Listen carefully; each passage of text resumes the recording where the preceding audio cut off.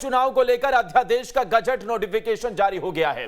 अब महापौर का चुनाव प्रत्यक्ष प्रणाली से कराया जाएगा, वहीं अध्यक्ष का चुनाव अप्रत्यक्ष प्रणाली से होगा। प्रत्यक्ष और अप्रत्यक्ष को लेकर सियासी बवाल भी मचता जा रहा है। दिखाते हैं आपको इस रिपोर्ट में।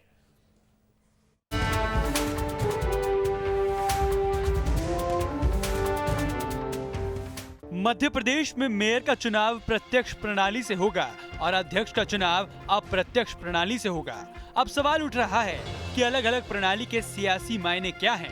बीजेपी का कहना है कि व्यापक जनमत संग्रह के आधार पर अध्यक्ष पद के लिए अप्रत्यक्ष प्रणाली से चुनाव का फैसला लिया गया है।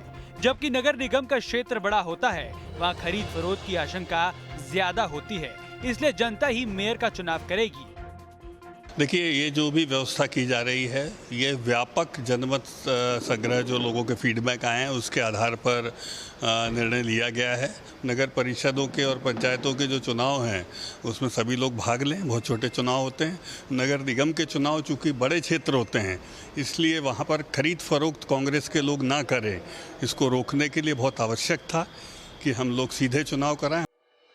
अलग अलग चुनाव प्रणाली पर कांग्रेस ने बीजेपी पर आरोप लगाया है कि बीजेपी से जनता महंगाई और बेरोजगारी को लेकर नाराज है, जिस वजह से भारतीय जनता पार्टी चुनाव में जाने से डर रही है।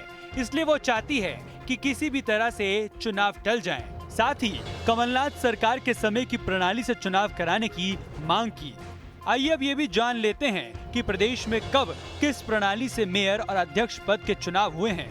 1999 से पहले अप्रत्यक्ष तरीके से होता था महापौर नगर पालिका अध्यक्ष का चुनाव। दिग्विजय सरकार ने प्रत्यक्ष रूप से चुनाव करवाने का फैसला किया।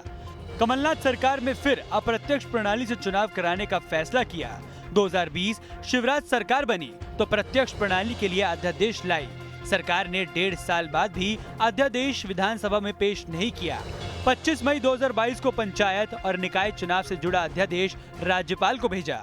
पंचायत और निकाय चुनाव से जुड़ा अध्यादेश राज्यपाल ने मंजूर किया। मेयर का चुनाव प्रत्यक्ष प्रणाली यानी सीधे जनता करेगी। नगर पालिका और परिषद अध्यक्ष का चुनाव पार्षद करेंगे। देखिए, भारतीय जनता पार्टी जो है चुनाव से भागना चाहती है।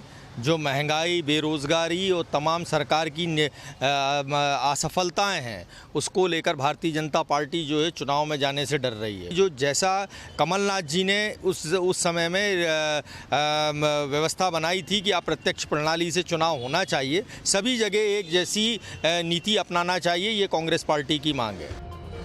अलग अलग चुनाव प्रणाली को लेकर दोनों पार्टियां एक दूसरे पर आरोप प्रत्यारोप लगा रही हैं, लेकिन अलग अलग प्रणाली से किसको फायदा होगा ये तो वक्त ही बताएगा।